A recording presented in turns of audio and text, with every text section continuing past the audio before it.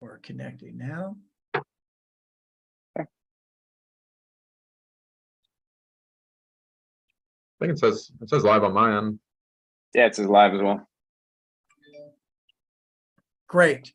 Hey, good morning, everybody. It's Bill Kerbox, and we have Bob LaChance and Preston Strada here. And today we are going to be talking about the new topic right now that a lot of people are looking at, and that is Zillow. Zillow is moving from the Premier Agent, which has been a tool that some people have used successfully. But I think as professional realtors going into a changing market, I think it's really important that we take a look at these lead sources. So basically, that's the topic today, lead sources. And we're going to be focusing on Zillow Flex. So I want to give you a quick overview of what Zillow Flex is and how it's different than Zillow Premier Agent.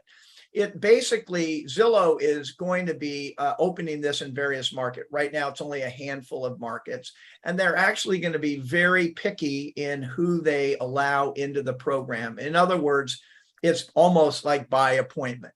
And the features, when you are accepted as a Zillow Flex agent, is that you are going to get a little bit higher level in the Zillow market. That means some people may see you more often, which could be a benefit, but you're going to be paying up to 35%. So that if you are approved, you're going to get a certain area.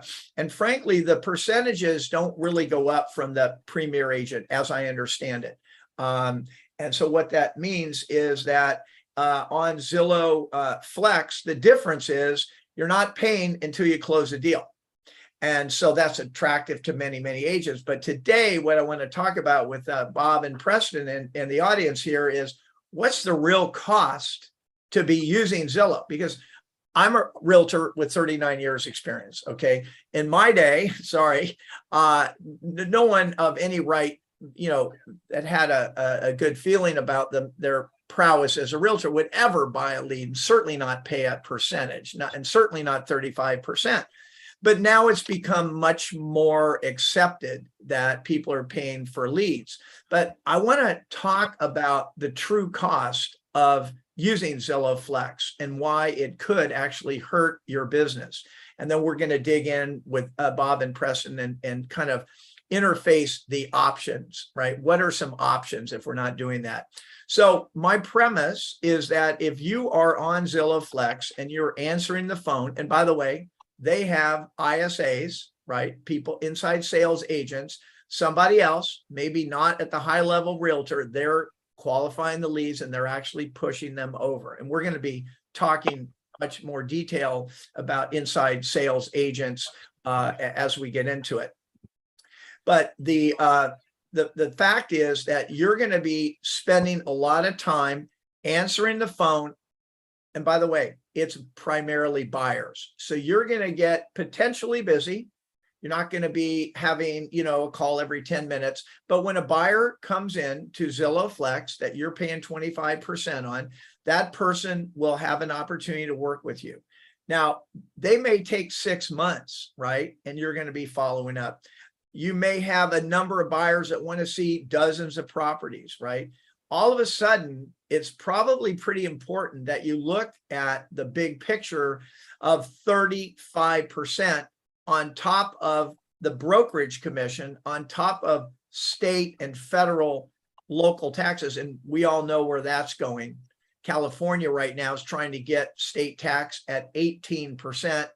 Our federal tax is also going up. And if you're a really successful agent, you're probably in one of those higher tax brackets. So my premise is that as a successful realtor buying leads at 35%, and by the way, Redfin is just as of August 8th, moving to 40%. And of course, we have realtor.com. We lost complete control of that thanks to NAR. Realtor.com through their platform is actually selling us leads at 35% plus another 3% through lovely Op City. So without getting into too much detail of all of these services, we do have a lot of different options. But when looking at Zillow, what we're realizing is that you're going to be paying a huge amount of fees, and you're not going to probably have the time to build your business. So I've invited Bob LaChance, who happens to be a realtor, but he also owns a company that helps to place people to fix the, provide solutions for this. And my premise is that for a lot less money, you can be running your own paid Google ads. And let me just dive into that real quick. Zillow is only Google. That's the deal. That's where the buyers are coming from. They're finding Zillow on Google. If you do a paid Google ad, you can literally be indexed right next to Google, and you can do it generally for a lot less. So the reason that I've asked Bob and Preston to join us today is I started looking at the numbers, and I actually analyzed one person that was spending $20,000 a month. I know there are people that spend a lot more, and the actual numbers were that comparing how she was doing with ROI compared to running paid Google ads, it was about 9 times more profit ROI running her own ads. So what I've learned from my own business, because I have hired someone to help manage my business, and Bob is the owner of Riva Global, which is a company that provides these services, and they're broken down into kind of very cool. I think you're going to appreciate this chunk, so to speak, experience. So, in hiring someone to work for you, you can't really do it in the United States anymore. I don't think the government even uses people in the United States. You've got taxes and unemployment and all that. So hiring someone that's trained in being an ISA, to someone, a transaction coordinator, a cold caller, a texter, or my favorite, the KV Core and Google PPC ads specialist. So I'm going to just ask Bob a couple of questions here, and Preston, feel free to jump in. But Bob, what is your experience with the difference in kind of ROI? Are you seeing many agents from your company actually doing their own work and building their own business? What's your thoughts? Yeah. It's funny. It's and someone told me this before. When you start looking at all the tasks that you do in your own business, right? What's putting money in your pocket?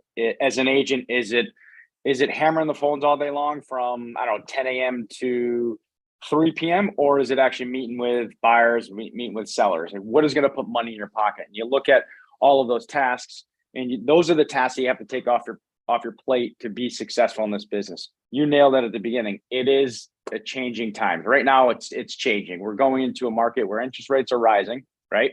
So when interest rates are rising, we have to work our butts off finding more buyers that are actually qualified, right? And then we also have to work our butts off as well to find more sellers that are motivated to sell. So we have to start doing a lot of different things. If you're only looking at buying leads online, it's what I found and what our clients have found is going direct to seller or direct to buyer, finding those buyers that aren't, that are kind of going through the process is really key. So what that means is we need to spend more time meeting with them, less time on the phones, more times meeting them in person. It's very, very important. We have out of all of our clients, I'd say about 90% of our clients, whether they're agents, they're using our virtual assistants to outbound, go direct to buyers and sellers, which gives them the time to then meet in person with those individuals. Right. That's a big part of it, because, as a realtor, and kind of my idea on this is, you don't want to take your business on vacation. When I was more active, and I do run an ad agency now aside from my real estate practice, but my vacations, I can't even tell you. I mean, I'm like wanting to tell the pilot not to take off yet. I was on a call trying to save a deal or whatever. And by the way, I just got off the phone with another agent here in Florida today. And she has 4 deals that are just in shambles right now. And so the bottom line is that if you've got somebody from your organization that works for you full time, they're busy doing that while you're dealing, they can help with that, but some things on your end won't move forward, right? Your marketing, your connections, your other things. So I think it's I think we're in a time when agents should really get back to work. I use this phrase, it's like we're lobsters in warm water. Pretty soon, we all know what's going to be happening. And the reality is that I'm a door knocker. I literally have had great success doing that. But at the end of the day, when I'm out door knocking, when I'm out cold calling, whatever, these are things, a lot of these pieces can be automated and allow me just the opportunity to be talking and meeting with clients. I know, Preston, you help getting agents set up on the platform. What's the main concern, or what's the main thing that these agents are really excited about when moving over and kind of automating and bringing on an assistant remotely? So Bill, let me just, I don't mean to interrupt. Let me just add to that, because it's important. Especially there's a lot of different structures out there in the real estate world, right? Yeah. So we have clients that use our virtual assistants for agent onboarding, right? Because you got to always build your team. We talked about that before. So that's really, really important right at the beginning, because if you have an agent that agrees to join your team, right? There's so many different tasks that you have to do with onboarding, right? You got materials, you got startup kits, you got all of that stuff, which is very, very important. And again, those are some of the tasks that our clients use our VAs for. Also on the agent recruitment side, there's a bunch of different stuff with website, right? Finding possible recruits, going to, all these other sites and actually building a list for you. And then the VAs will then go out and find those agents as well. So we also have VAs that also do, CRM and CRM management and company emails. I know you touched upon that a little bit a while ago. So, and I don't mean to interrupt you on that one. I know you asked. No, but that's good because we hadn't really touched on the. Obviously we're EXP fans. Largest brokerage growing company in the globe right now, at just under 84,000. But one of the big pieces that a lot of agents are having problems with is making sure that onboarding is as smooth as possible. But again, I think Preston, when you're talking to real estate agents in particular, is there any particular function that agents are most interested in? What would you say is your kind of take on that? So I mean, most agents are just looking to get their time back. So obviously there's a lot of paperwork involved. So transaction coordination is a big one. Yeah. I'm just outsourcing all that. And obviously, like you said, the PPC, just getting leads you can automate, just to have them come in without having to put in all that money that you're spending on the Zillow system, like you mentioned, and Redfin. And then it's usually just a bunch of phone work, honestly, just taking inbound calls from leads and just outbound calling, I guess, but just getting all off your plate so you can focus on. We break it down to the income producing tasks and the non-income producing tasks. And so whatever you just need to focus on to move the needle forward in your business. So I know we have one agent, I think he was doing it for property marketing as well. Yeah. Obviously social media management, keeping up with that, updating your listings, contacting somebody. Yeah, and on the property management side, to add to that too, there's a lot of paperwork on the property management side. And there's a lot of agents that actually, obviously are placing tenants, et cetera. So I know that's maybe a different even topic, but that was a great point that you just said, Preston. So, personally, I love doing this right now today. It's great to hear from Bob and Preston because, it's constantly reminding me I want to stay engaged and keep growing my business. And that's why we are doing this live stream.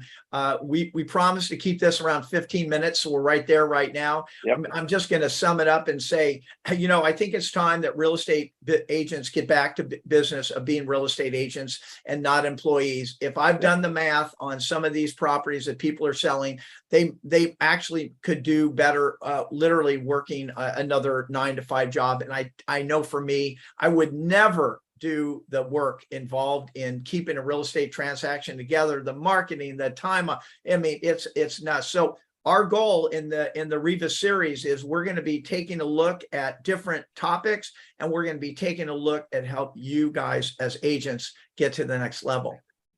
So let us know. Thank you, Bob and Preston, for joining, and we will see you guys very soon. Keep an eye out for our next live stream series. Awesome. Thanks, Thank you. Bill. Bill. Hey, everybody.